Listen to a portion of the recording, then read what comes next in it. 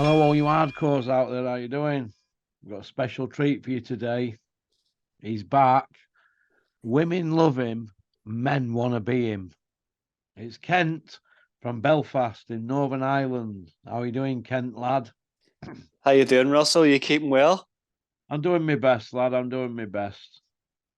I'm doing my best. I'm taking a steady one today. I'm going to take my dog to this place, grooming place or something, and they do like her because my dog gets right angry if you try and shave him.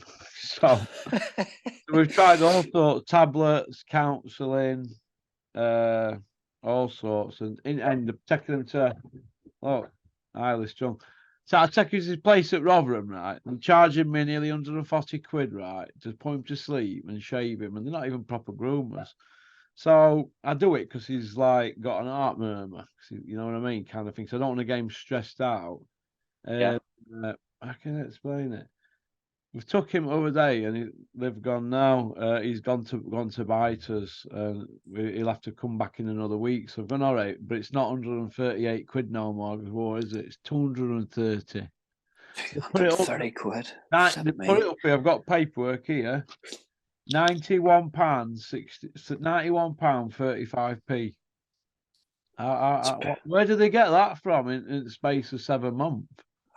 It's like everything at the minute, Russell, and Hey, it's like everything and everywhere. The inflation we hear about Ukraine, and I think now just businesses are just using inflation just to inflate the market and inflate everything. When it's actually this week, interest rates been pretty low.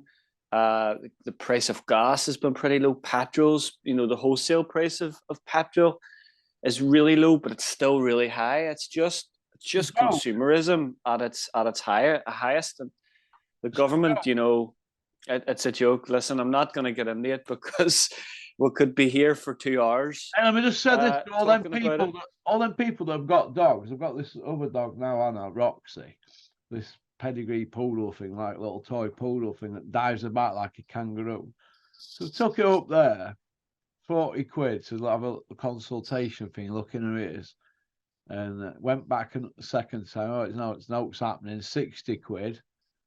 Anyway, then went back again and said, no, it's happening. This medication ain't working. They said, you insured? I went, yeah. They said, oh, well, should have done it through insurance and it only cost you 85 what access. I said, well, why didn't you say that to me? Because I've been twice already. You've took me for a oneer already.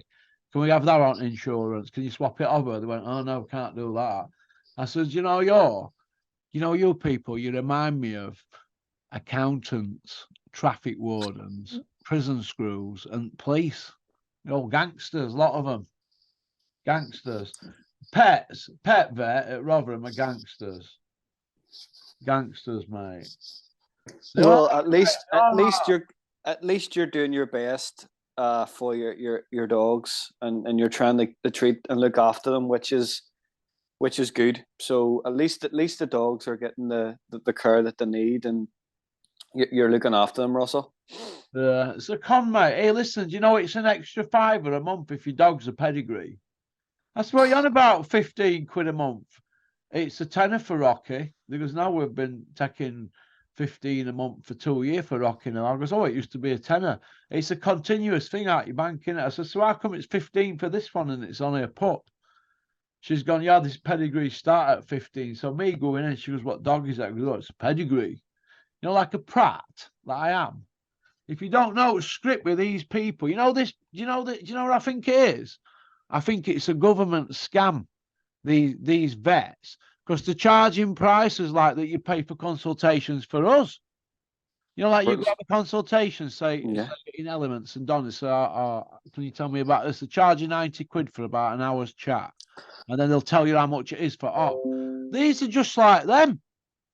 These See, vets, actually, to qualify as a vet. My friend's actually a vet, and it actually takes a lot longer to qualify to be a vet than it does to be a consultant or a doctor. And that's what you're paying for. You're paying to pay for those fees over the year. You think of the amount of money you, would have to pay, have a student loan to actually qualify as a vet. So, It's always it's passed on the costs. So it is. Yeah. Well, it's I just think the console. And you know what? Another thing as well, I regret even having insurance me on Rocky because I've never claimed for Rocky. Never claimed for him once, and I've had this other dog 2 months, and I've claimed for already at first 2 months, but I've never claimed for Rocky, not once. But it's peace of mind, isn't it? But I just think it's a con. Anyway, we've gone on 5 minutes talking about how I want to go put out windows through at PetBet. Please don't, Russell. Please don't. I hope nobody does it now. I'll get arrested. Right, Max. Max. Oh, Max. Oh, Max has been tested by VADA. He went to his work to test him for VADA. Max going for IBF world title. Sent me pictures and everything. It's true. VADA, flipping heck. Well, Max, at least they're testing somebody. Max, I've got you a birthday present here, an early one. Do you know what it is? It's a cheese grater for that back of yours. Right, Robert Smith not resigning. He's here for long haul. Apparently, we're going to resign one in November. Apparently, he's staying put. What do you think is going on there, Ken? It's just it's too easy. It's too easy a job. It's too easy a money.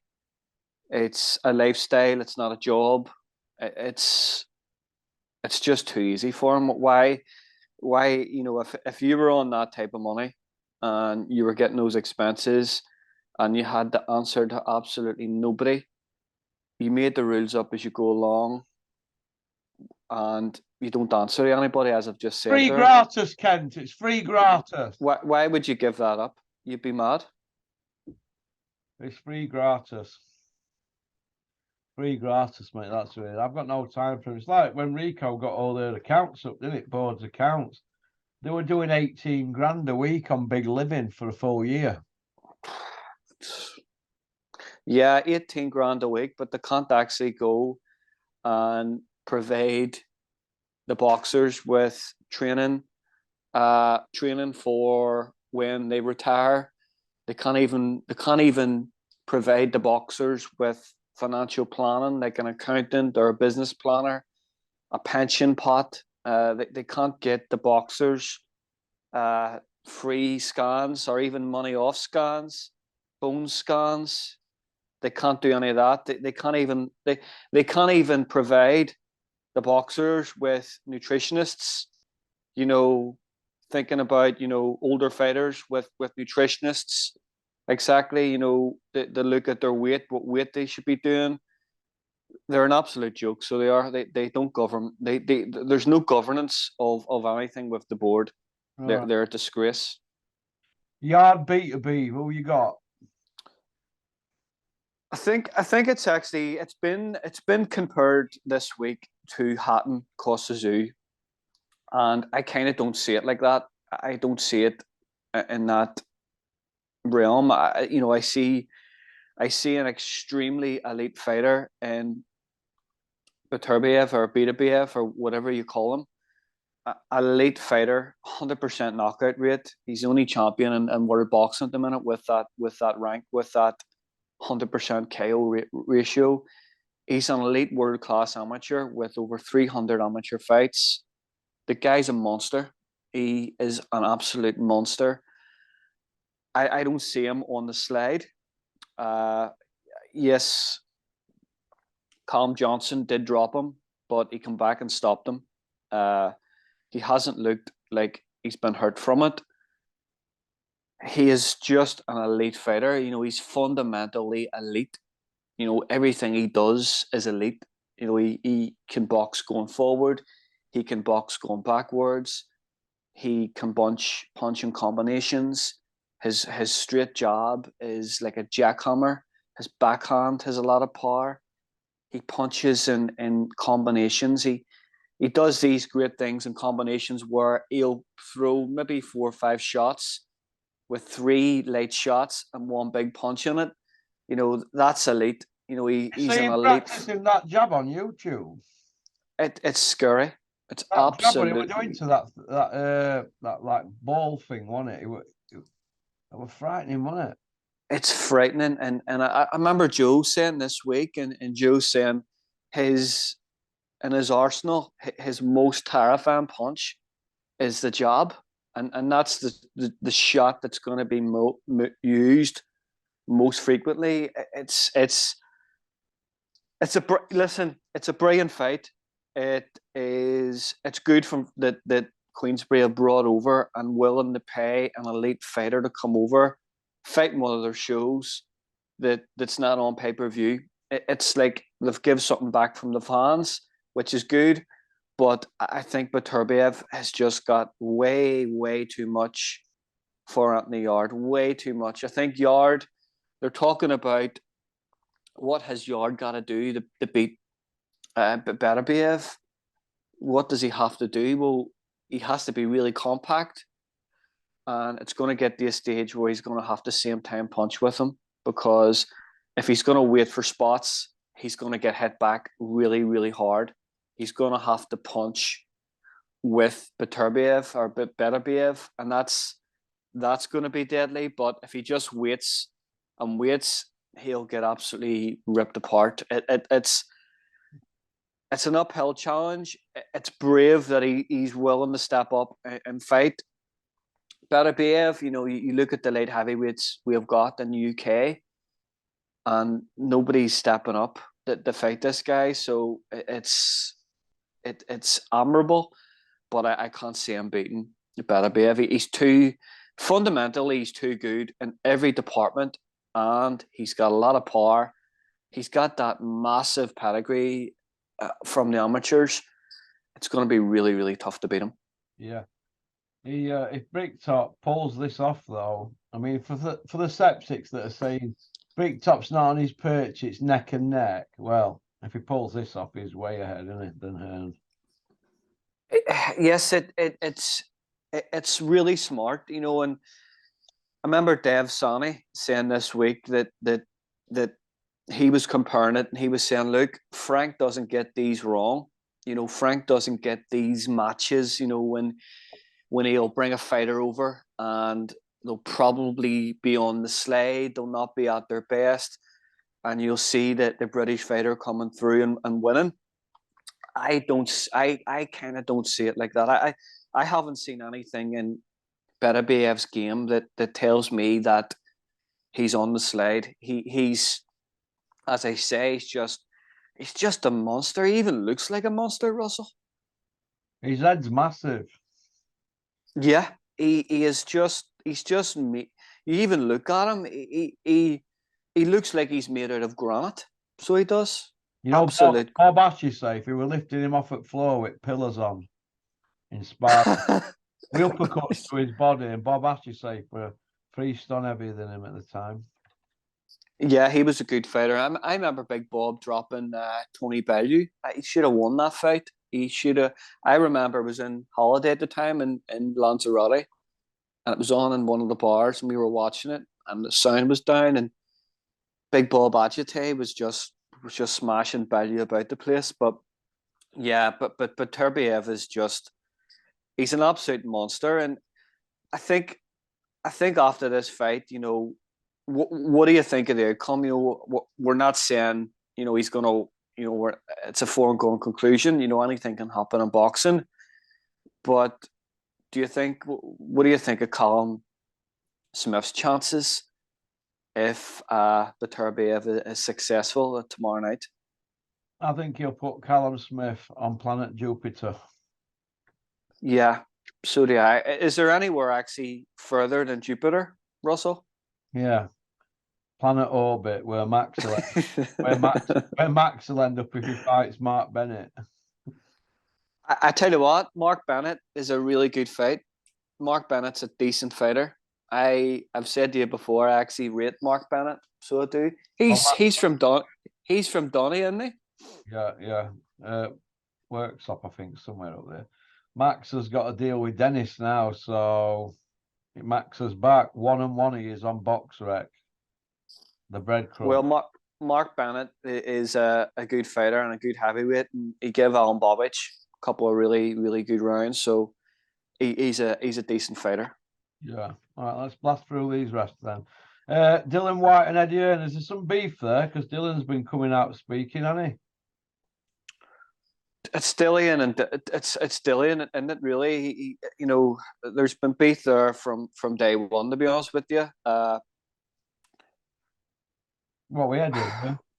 yeah, with Eddie for years. You know, there's been this relationship for years. I think Dillian kind of wants to bully his way into opportunities and fights, but really after that last performance, you know, the only fight that Eddie is going to get anything out of Dillian Whyte or make anything is the Joshua fight, and I think I think Dillian Whyte, you know, he can only fight once a year. He can only do one camp a year, and I think he's maybe one fight left in his career. So it's not going to be the end of the world if Dillian Whyte goes elsewhere. To be honest with you, Yeah. Joshua Franklin, should it be pay-per-view?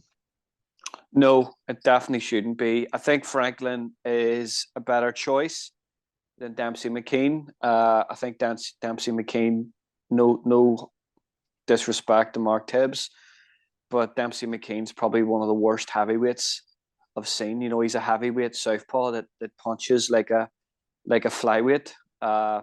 He's terrible. I don't Right, see. Mark Tibbs training him. I think Mark was training him for a while. Yeah, he was. I thought he was training with Sims. Tony Sims was training him. I must have that wrong. I think he was training him for a while there. No, I don't rate him whatsoever. I think what they do is they always put the feeder out, don't they? They always put the feeder out and see what people initially are going to say about it, whether it's good and it's bad. And I think the feedback that they got from Dempsey McKean was terrible. He is terrible. You know, this whole thing where they take him over to Australia, I don't even think it would sell in Australia because, you know, this is a guy that's not even number one in Australia. I think Lucas Brown is rated even higher on him in BoxRec. So I don't think there's any substance in that at all. Franklin's a good fighter. He proved it against Dillian Whyte. I thought he beat Dillian Whyte. I think it's not like he's not going to be a nice cold puncher. Like, you know, Franklin is not a puncher. You know, he went the distance with Pavel Sar, but fundamentally he has got good skills. I think it's a decent fight coming back from age. It could have been a lot worse, Russell. If Joshua loses this, where does he end up? Jupiter. Is that him done if he loses this? Done. I think he's done already, Russell. I think the only reason they're doing this is because he signed that deal with the Zone. I think they probably have to honor it, and you know, both of them have to honor it. I think it looks like a marriage of convenience at the minute because I can't see how he's going to draw again. I can't see him. I can't see him doing, you know, stadium fights. You know, big meat, in my opinion. Yeah, they must think I'm Colin the Spastic or something. Trying to fool us with this on pay-per-view, though. It's just a normal Saturday night headline, isn't it? This is no belt. It definitely is. You know, and the way they see it is it's a DAZN thing. So if you want to see this, is it on DAZN pay-per-view? Yeah, apparently. Well, you know, if it's on DAZN pay-per-view, you know, yeah, I think is DAZN pay-per-view different? Is Sky buying this to put to fans as a pay-per-view? Come on. Definitely not. It's even you look at the weekend. You look at Beterbiev against Yarde. You know, that's not a pay-per-view fight. That's pound for pound one of the best fighters on the world. Isn't pay-per-view. So why should Joshua and Franklin be pay-per-view? It doesn't make sense. So it doesn't. I don't think now, when you've got those defeats, 3 defeats on your ledger, you know, as a heavyweight, you're not pay-per-view. If you're a pay-per-view heavyweight, you go back and you look at Lennox Lewis was a pay-per-view heavyweight. Evander Holyfield was a pay-per-view heavyweight. Mike Tyson was a pay-per-view heavyweight. When has Anthony Joshua give us pay-per-view moments the last 3 years. What's his best win? Joshua's best win. Joshua's best win. It has to be Klitschko. His 42nd year and his 69th fight. 18-month on settee. Yeah, that's his most commercial. What would I say? Commercial. That would be his most commercial win as a name brand heavyweight. That's what would be Klitschko, and it was life and death. Yeah, life and death. So we know what his game is. It's pound notes now. They're going to milk him out. They're 3 or 4. Of course they are. They've been milking him from day one. You know, they bought him that belt. They bought him that belt from Charles Martin. And you look at the defenses.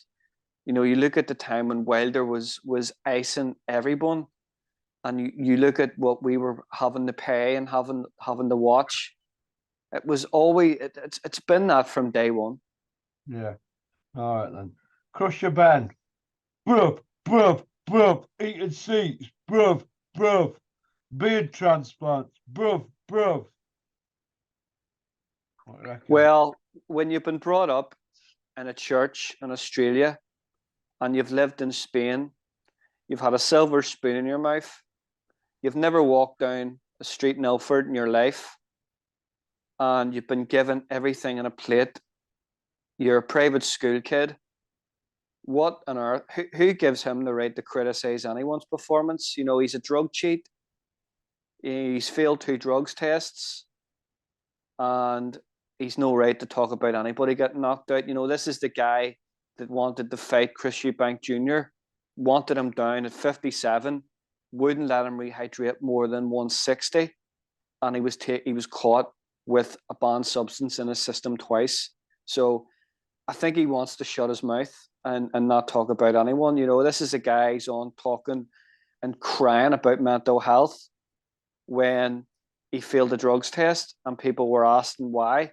He wants to shut his mouth. So he's a hypocrite like his dad, and he's a cheat, and I don't want to see him again. Where's this big paper that they sent to WBC? Why are they not talking the UCAD? I think he's a cheek, and I think he wants to shut his mouth.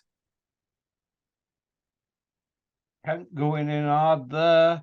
He wants to shut his mouth. Shots fired from Kent there. Yeah, he wants to shut his mouth. He's not on talking about his dad. You know, his dad didn't give a drug test against Jared McLennan, so he wants to shut his mouth. So he does. Steady on, Kent. I'm not sure what's more worrying: Conor Benn's drug test failures or your past, Kent. No, he wants to shut his mouth. So he does. I don't. You know, he'll be in that position himself someday when he steps up and fights someone.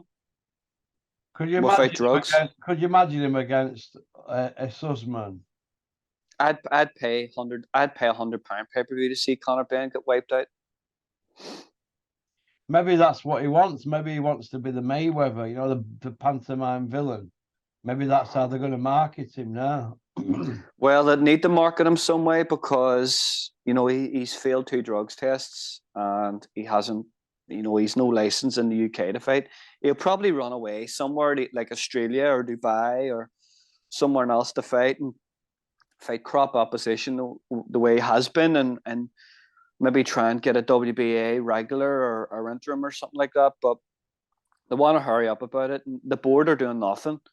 You know, they're not talking with the board. And I think they've been clever about it because they've got rid of their British Boxing Board license so they don't have to, so they're not accountable to anyone other than maybe a different body somewhere else. And, you know, they're not going to turn, you know, that down because it means that he's going to be fighting in foreign soil. He's going to be bringing in, you know, support. It's going to be helping in, you know, another sanctioning body, or, you know, it means other fighters can jump to that. So that's what they're doing, and it seems it's working because, you know, they're talking about him fighting in March, which is absolutely disgraceful. And the only people coming out about it or talking about it, you know, there's Simon Jordan now. He's Team Ben now. You know, he was flogging him a couple of weeks ago. Now all of a sudden he's talking about how much he likes Conor and how great he is and his dad, and he wants him to, you know, there has to be something wrong with the test, etc. The only people out there actually calling it out is the God, Gareth A. Davis, and Colin Hart. Nobody else has got the swingers to talk about it. Well, I thought Spencer Oliver and Liam Smith have been vocal. Fair play, yeah. Fair play to Liam Smith for actually saying it. But everybody else is actually terrified to say a word about it. I'm not. He's got I'm it. not. He's got it in his system. So rather than 270-page dossiers that they won't even release because they're stalling, aren't they? Why not just go for B samples? Both B samples. The B sample should have been done, and who was the dossier done by? You know, it's done by somebody that they've paid. You know, the carry out, you know, the tests or carry out the science or the probability of it.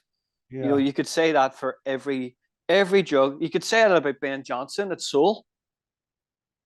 Yeah. You could literally say that, you know what, yeah, I shook someone's hand before the race and they must have had steroids in their hand, so it's in my system. You know, you could say something like that, or my drink was spiked before the race. If that happens, the probability of you may as well just say, you know what, there's no point in actually doing drug testing anymore because it's so easy now to get off with it because of probability. It's a joke, to be honest with you. It's just not good for boxing, to be honest with you, if he gets off with this. And I actually think he will, to be honest with you. I think money talks. Yeah. Money talks and bullshit walks. All right. Fury, Usyk. Does it happen? Well, they're talking about now.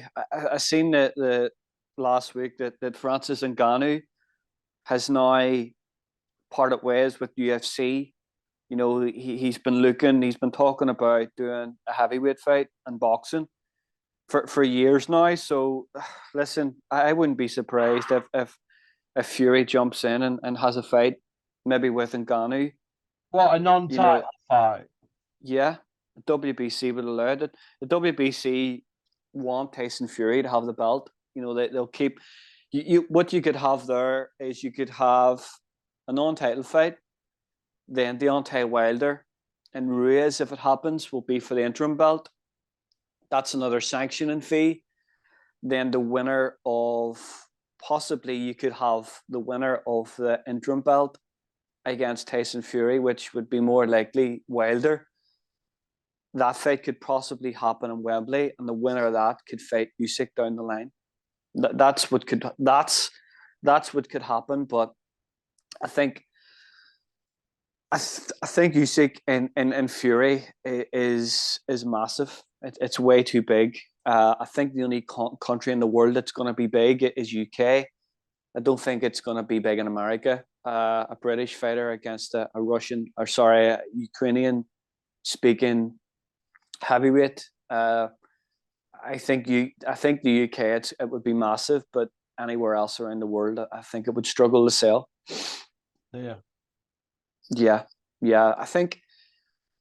I think they're right. I think Tyson has to have the purse split. I think he has to have the highest purse split because, you know, we look at the figures, look at what he's doing in the UK, you know, money wise, sales wise. So I think he has to have. I think it's a 55-45 split, Russell, to be honest with you. I think that's the way it should be. Yeah. Yeah. And even 45 with 45, he's still going to get an absolute fortune for it. Yeah. Have you got a woman yet, Kent? No, too busy. You're too busy. And if it did, I wouldn't say on here. Oh, Kent. You've not been jumping about with milk tray, have you, Kent? I wouldn't say on here, Russell. Definitely not. No, you get rinsed, won't you, Kent? Of course you would. You get rinsed. Chris Eubank Jr. What happened? What's not been happening? That's the problem. It's been an absolute disaster for the last 3 years of his career. we always talked about at the start, he needs to get rid of his dad, he needs to step out of his shadows. I think the problem is that the dad's not involved anymore. He doesn't listen to anybody else. I'm sick of the whole Roy Jones project. I think you get a million boxers around the world, and you get them to try and be able to box like Roy Jones, and none of them will be able to do it. Trying to mimic Roy Jones isn't the style.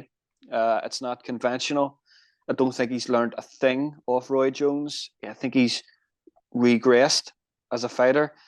It's either pound shop is Chris Eubank Jr. a pound shop Roy Jones? Is Roy Jones just pound shop Roy Jones as a trainer? I think it's been absolutely shocking. I think fundamentally he looked like an absolute novice against Liam Smith.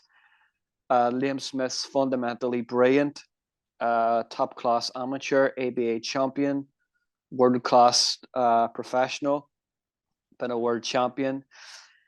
He has got proper boxing people around him. He's always had proper boxing people. He's had Joe. Joe's built him fundamentally as a pro in the pro style. And he's got his two trainers now.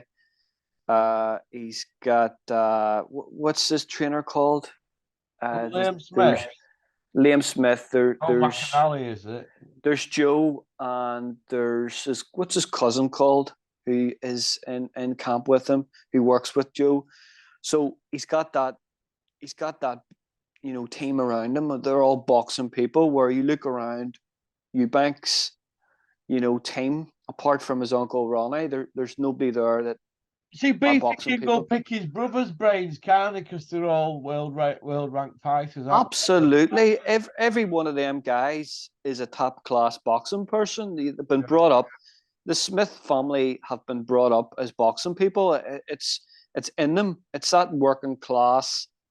I know Eubank went on and said stuff about Liverpool and that and this and that, but come from Liverpool, you've a working class ethic, work ethic, and it showed getting into the ring. It showed. I've never seen a fighter look as hungry as Liam Smith going into the ring. He had the chance of basically winning the lottery last Saturday night, and he did. I think the whole thing with Eubank, I think he's been boxing too long, doing his own thing. He's had no structure. I think making 157 that time after Conor Benn failed a drug test when the fight didn't need to happen. I think making that 157 has really, really had a massive effect on him. I think he didn't look like the same fighter physically, even physically on the scales. He looked too lean. He looked like he hadn't rehydrated. He looked like a fighter that has just went through 4 weeks of muscle atrophy. He had no strength whatsoever. His legs looked like absolute sticks, and there's no way that this is not an excuse, but there's no way he should have been fighting at middleweight. But that's down to having no boxing people around him. If it would have been Joe McNally in the corner of Eubanks Jr., there's no way he would have let him box at 160. No way, especially for somebody at one stage that we're talking about bringing him up to light heavyweight and fighting as a light heavyweight. It was just an absolute disaster, and his fundamental boxing ability has went down massively. I actually think that when Senior was there and he was doing his own thing, I think he was fundamentally a better fighter than he actually is now. Far better. Yeah. Yeah, and I think you look at Beefy didn't do anything spectacular to beat Eubank. He just had really, really good fundamentals. He knew how to cut the ring off, and he knew the shots that would pin him in the corner. And it wasn't a genius game plan. You look at Eubank flicking those wee shots on the back foot. You could see he wasn't comfortable with it, and he was reaching back. I've never seen him do that. He has this terrible habit, and you go back to the Kovalev fight, and when he gets hit, he has this terrible habit of ducking down that his head below his waist, and he's kind of back to doing that, but he's reaching as well away from shots. He just looks like he's terrified of getting hit. Look, you go back to Roy Jones against Glenn Johnson, caught in the ropes, knocked out, head in the air. All he had to do was pivot out of the corner. You look at Roy Jones getting knocked out by Antonio Tarver, same type of shot, same type of position. I think the whole Roy Jones, pound shop Roy Jones thing is just an absolute disaster. I think he needs a proper trainer. He actually needs to go back and learn how to throw fundamental shots.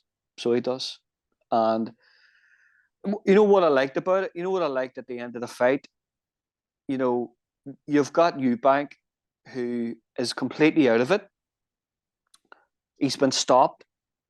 Joe's run over to celebrate with Beefy. Then he sees Chris going over to try and hit Eubank, and he actually restrains him and saves him and brings him into his corner and keeps him calm until his trainer comes over. I have a lot of respect for Joe McNally after that. I had before it as a fighter and as a coach. He showed a lot of dignity doing that and helping Junior, get back to his corner without getting back to his corner, obviously safely and calming him down. But Beefy's just won the lottery, Russell. Oh yeah. He has any Beefy. What do you see? What do you see for him after this? Kell Brook or Billy Joe Saunders, something like that. Yeah, I think the Kell Brook fight. Yeah. I think they used to spar quite a lot, but I don't think that sells in pay-per-view, Russell. I think Beefy's going to look another pay-per-view fight. Why not just go for Triple G now? Well, they'll want to mop up at this end, won't they? I'd have thought Triple G will take him out, won't he? And who'd really want to see that anyway? Triple G and him. Yeah, and listen, they want. I think Beefy's going to want another pay-per-view fight. Many fights has Beefy got left in his career? 2 or 3. Yeah, all right then, Ken. Well, listen, thanks for coming on. You've been a gentleman as usual. Hope you're well, and I hope you have a great weekend, Kent. All right, Russell. Okay. You take care. All the best. Okay. Cheers, mate. All right.